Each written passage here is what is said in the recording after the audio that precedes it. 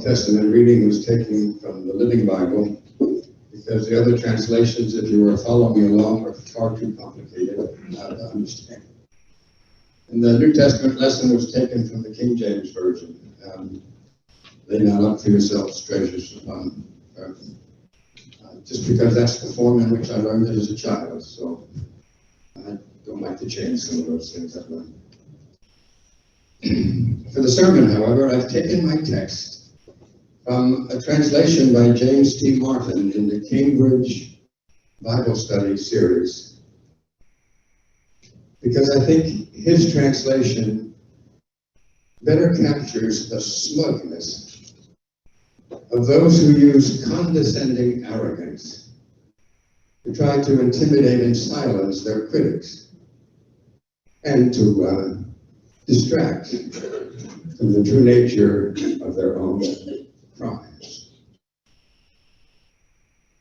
Book of Judges, chapter 18, verses 24 and 25.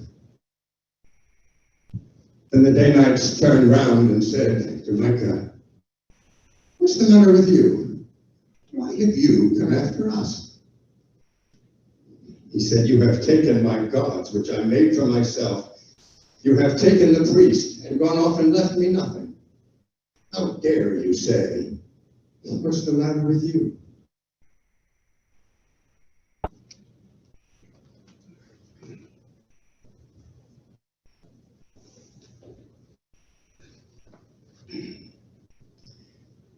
Once upon a time, at the dawn of our sacred history, where superstition sometimes mingled with reverent devotion in search for God, there was an honorable man named Micah.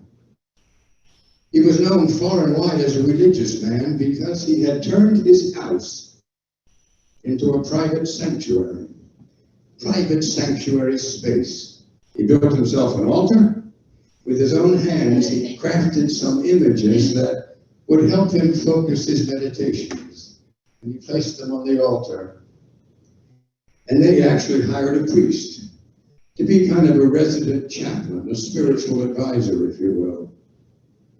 He was known far and wide as a religious man. But a crime was committed against him. As a tyrannical force greater than he invaded his sanctuary space and stole his sacred treasures. In the account of that crime, as God recorded it in God's book, it came down like this. 600 armed and dangerous men gathered around his house at the gate. And 5 of them who had been spies in the land knew that there were treasures in his house. They went in to steal them. They took the items from his altar and encountered the young priest, who did not object to their presence, but just wanted to know what they were doing there. And they said to him, "Come with us and be complicit in our crime, and then we will make it worth your while. Is it better to be a priest for just one man in his home, or a priest to the whole tribe?" The young priest accepted the lucrative offer and took the treasures in his hand and became complicit in the crime and went off into the night with Danites. And the Danites were feeling quite satisfied with the way they had overpowered an innocent man, taken his treasures without any consequences, and went merrily on their way. But Micah was not about to take this lying down. He gathered together some of his neighbors and they set off after them. Although truth be told, because Micah was filled with moral outrage, he was way out in front of the rest of them.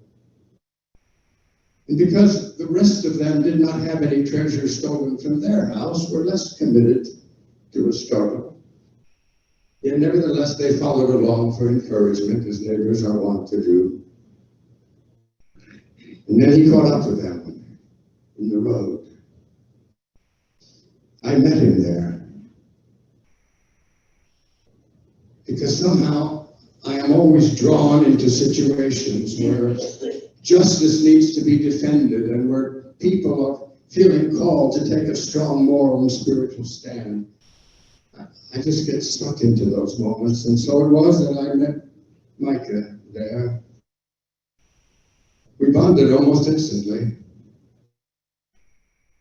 because we shared a sense of moral outrage and thought that's why we had come together.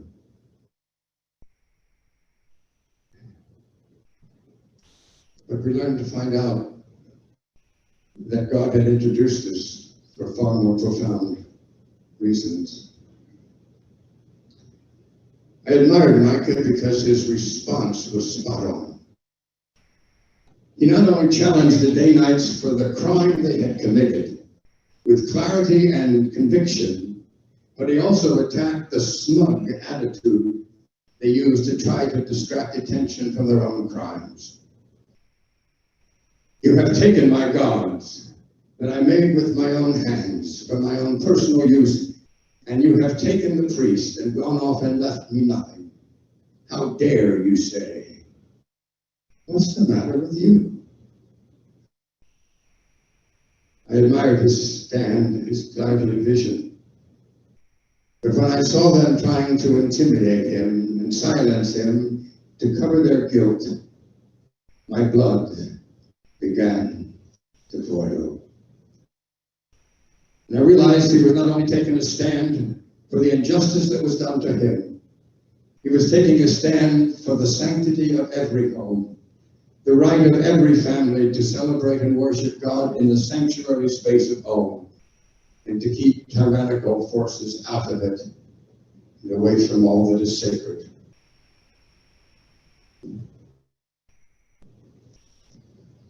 Was justice accomplished, you ask?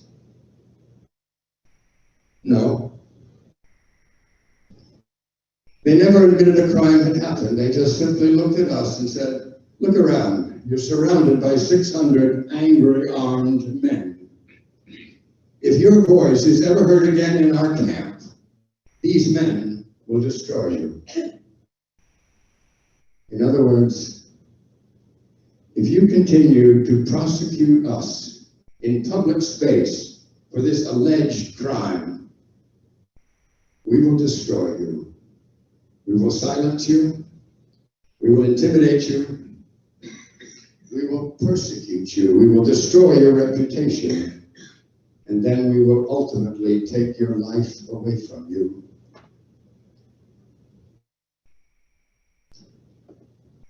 That's when we began the long walk home, Micah and me. We walked in silence for a while, our spirits discouraged. Then he spoke first.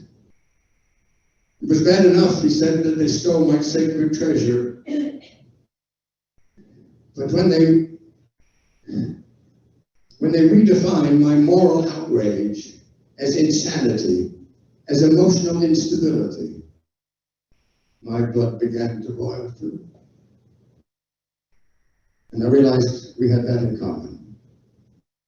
Drawn together by a sense of moral outrage, yet stirred together with a strange sense of confidence.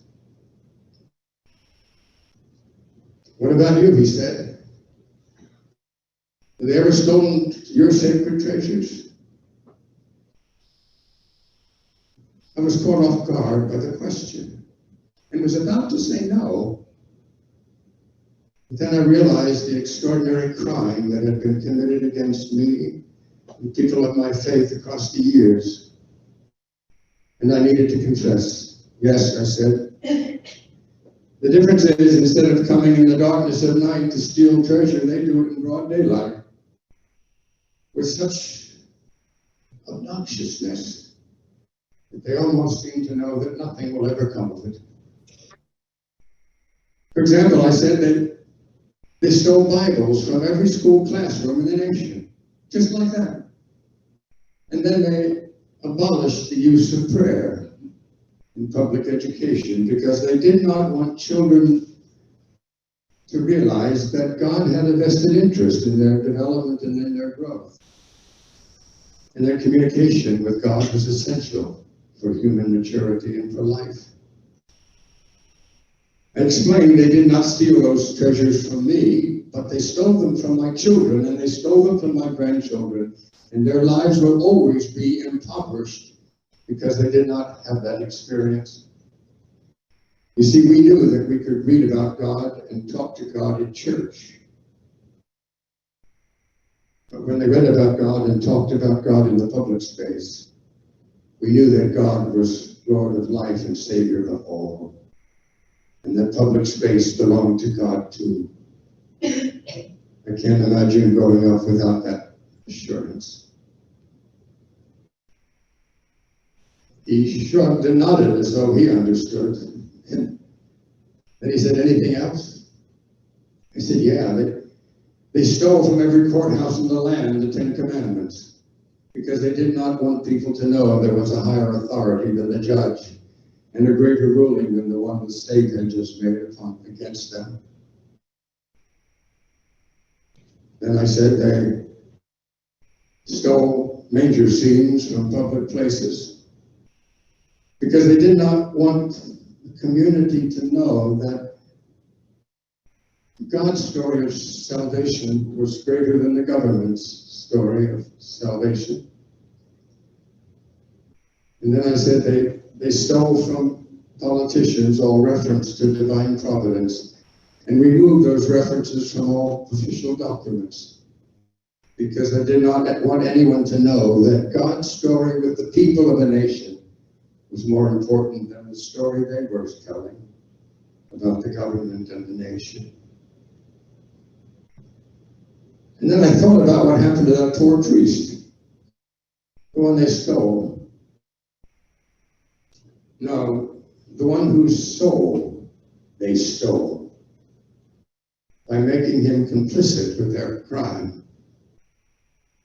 And I said to my friend Micah, I said, they did not steal me, but they have stolen priestly authority from some of my colleagues, from many of my colleagues, because they have replaced their loyalty to God to their loyalty to lesser gods. He acknowledged that he understood. The sun was beginning to rise, and we had arrived at a fork in the road. He went one way to his home, and I went another to mine. But I noticed as I went on without him that I was strangely different. I was somehow standing a little taller, with a greater sense of spiritual confidence, and I was walking with more determination in my footsteps. And I realized that his moral outrage had awakened my own, and that I now was ready to look evil in the face and say, you have stolen the symbols of my faith, but you cannot steal the faith that God has put in my heart. You may have compromised the priesthood for some, but you cannot compromise it for me. How dare you say? Well, what's the matter with you? You see, I suspect we don't begin to understand this passage until our blood begins to boil. Beneath the cross of Jesus, I fain would take my stand in 216.